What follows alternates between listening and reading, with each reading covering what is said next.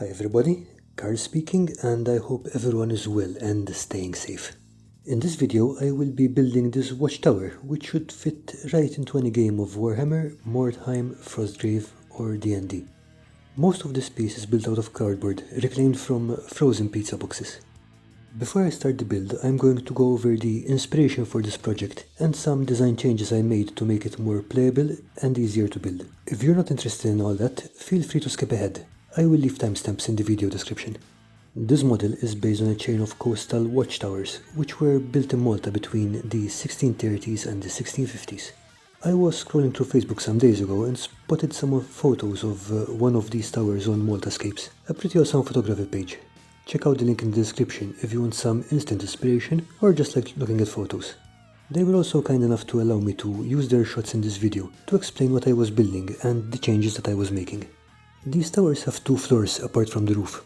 The upper floor is only accessible from the outside via ladder, and some of the towers have a little room off to the side. As far as towers go, these are pretty small. They were designed to shelter groups of 4 watchmen at a time, not stand up to an assault. Unlike the tower chains built before and after them, these towers were not able to support heavy artillery.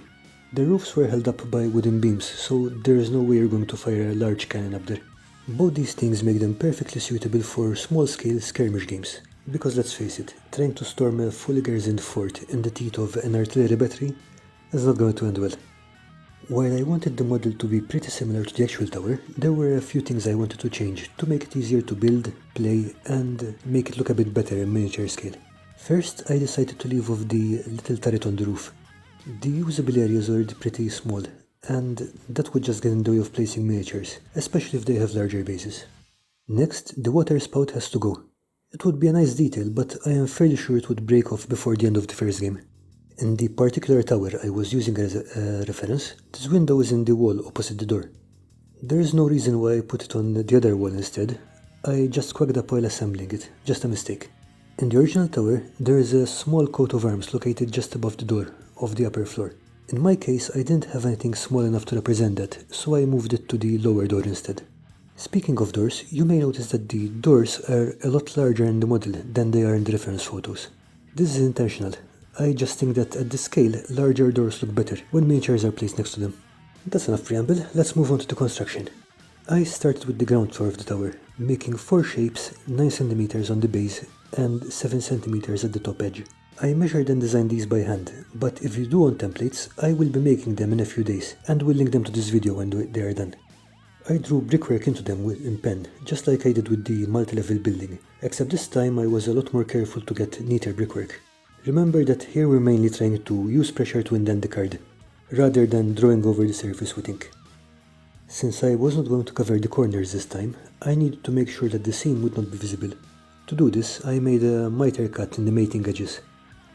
I was aiming for 45-degree angles, but as long as you keep a small angle on both sides, you're going to end up with a nice crisp corner. I glued the sides together using PVA glue. This bonds very quickly, so I just controlled the joint with my fingers till it had cured enough to hold on its own. Once I got the sides connected, I glued in some reinforcements on the inside. At this point I noticed that I had messed up some of the line work and the courses didn't line up properly on some sides. Luckily, I was able to fix that later by drawing in some more bricks. I wanted the door to be slightly inset. To simulate the thickness of the wall, I made a small 3-sided box with 2 of the sides angled at the same angle as the wall. These will become the sides of the doorway. The door itself is just strips of cardboard, textured and glued on the bottom of the box. I used the same system for all the doors and windows on the model. I think it might have been a better idea not to glue the wooden components on at this point, because it would have made it a lot easier to paint everything separately, but in the end it was fine anyway. The small room on the side was built in the same way. It's just a box with 2 sides trimmed to match the angle of the main building. In this case I did not texture the roof because I was planning to put textured paint on it later, but you could certainly do that if you prefer. You could even use a combination of both. The upper floor is also a simple box, this time 7 cm by 9.5 cm. Each wall makes up the height of the floor plus the height of the parapet wall on top of it. Before I glued the walls together, I glued in some flaps 60 mm from the top, to give me an attachment point for the roof. The card I'm using is 1mm thick, so the roof would be 15mm below the top of the wall. Looking back, I should probably have made this a bit deeper, because while 15mm sounds like a pretty good size for the scale, I forgot that miniatures have bases, so they stand a bit above the surface. Oh well. Once the roof was textured and glued in place, I wanted to add some thickness to the walls, because nothing says cheap cardboard building more than the exposed thickness. To fill them out, I cut out some strips of single corrugated cardboard, trimmed them to the right height and glued them in.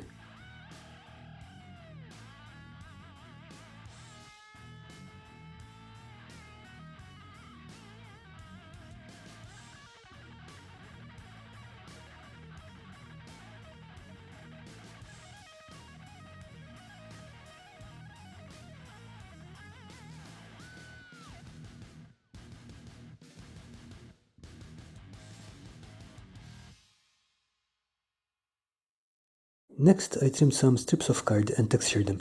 This time I cut the miters on the face side, because these will be inside corners. I just applied glue and slipped these in place, carefully cleaning out any squeeze out.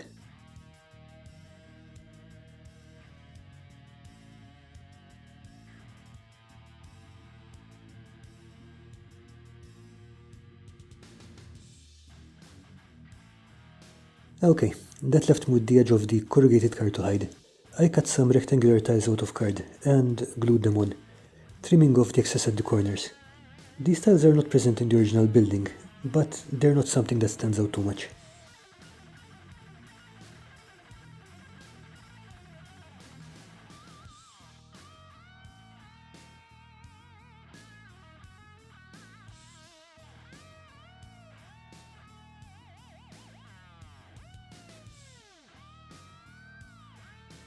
To attach the two floors together, I first taped them together on the inside. Then I started to glue tiles along the join.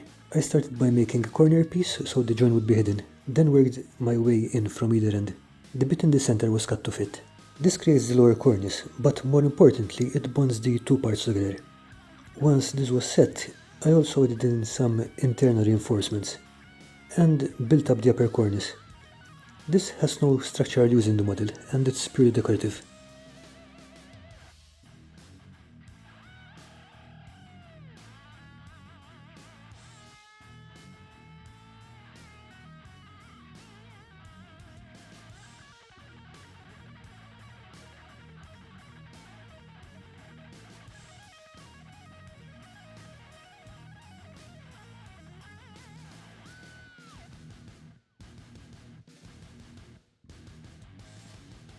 The last thing I added before going to paint was the shield emblem from an old set of Citadel miniature knights.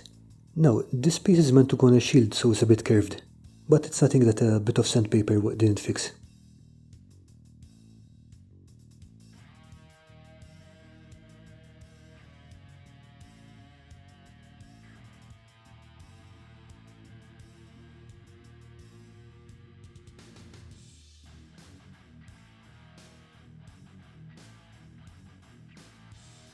Painting this was fun. I primed everything black and white, then went over all the stone parts with a Payne's grey.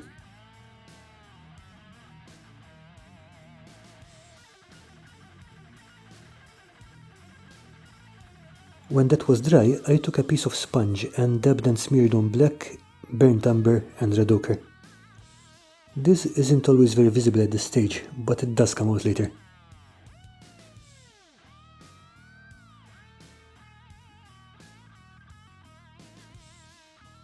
Next, I dry brushed several layers of Payne's grey mixed with increasing amounts of ivory. In this case, I'm mostly going in a generally downward direction, trying to avoid getting any paint in the recesses. The lighter the color, the less pressure on the brush.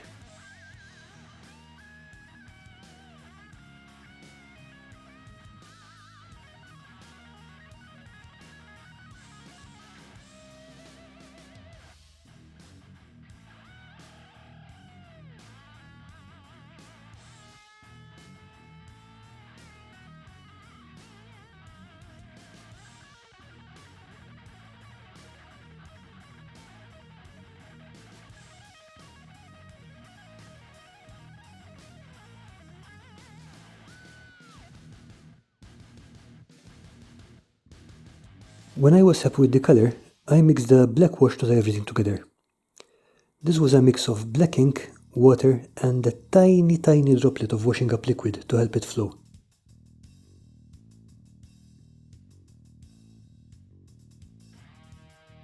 I just painted this everywhere.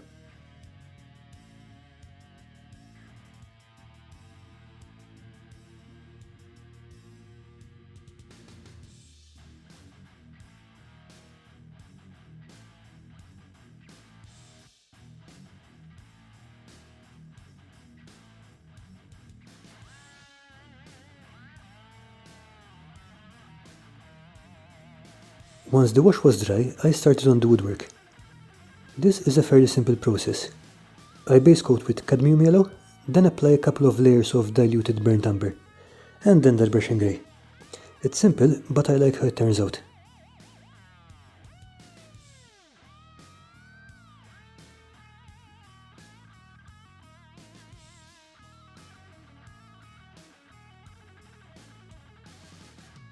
I liked how the lock plates on the door had accidentally ended up this rusty colour, so I left them that way.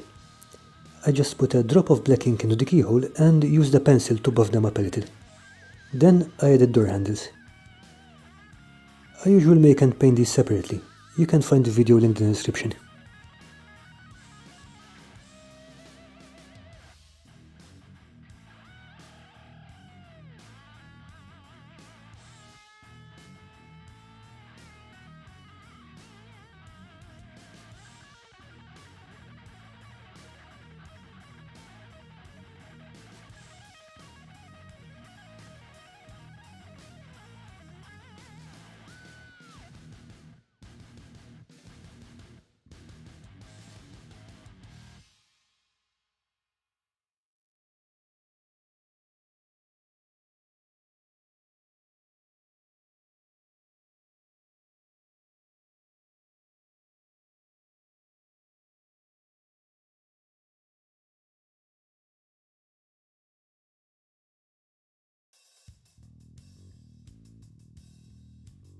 Before I moved on to the next step, I gave the piece 2 coats of clear coat finish to protect the paint and the cardboard. Then I mixed up some texture paint and smeared it around the roof of the smaller room.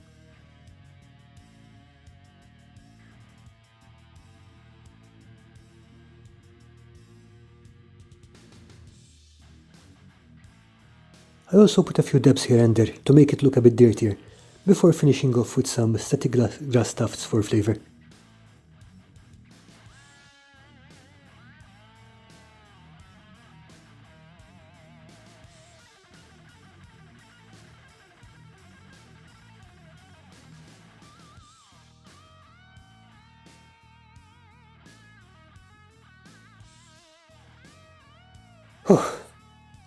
Recording all this voiceover feels like it took longer than building this tower. If you're still watching, thank you for sticking around.